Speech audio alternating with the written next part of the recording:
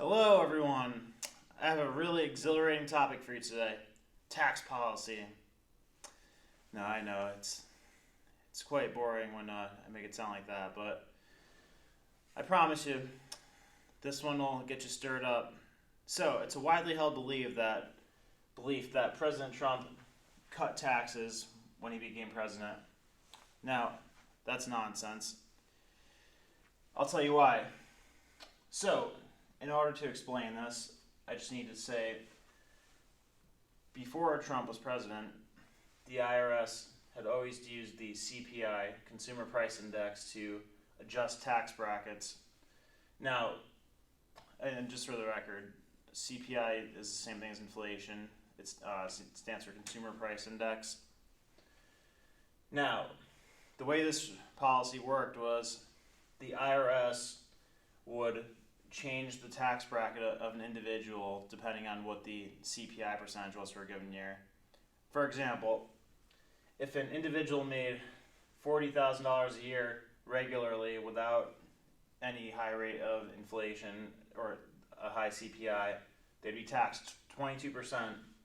But say that an individual makes $40,000 in a year where there's a 5% CPI. So prior to Trump, an individual in that situation would be knocked down to the 12% tax bracket from the 9,000 to 39,000 bracket, because if they made $40,000 and the CPI was 5%, that means that they had a $2,000 loss of purchasing power, which knocks them down to $38,000 in that year.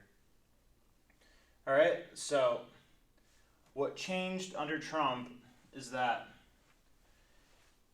in addition to the corporate tax cut of 14%, he cut broad taxes for income by 2%, which, as a headline thing, that sounds good. But the sneaky, deceptive thing that he did was he changed the CPI metric the IRS uses. Now, there's what's called a chained CPI. The acronym for it is CCPI.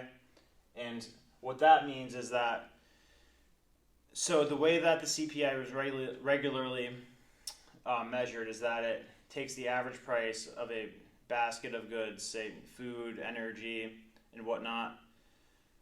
For the chained CPI, in a situation where, say, beef goes up 30%, the creators of this CPI metric will say, well, it's okay because you could still buy a chicken for what the price of beef used to be.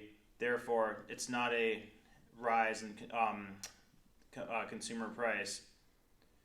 Now, this is obviously a disingenuous method, but where this really takes purchasing power away from people is that it would not apply to somebody in this situation where if they're making $40,000 a year and inflation's regular CPI is at 5%, the chained CPI is often much lower than the regular CPI.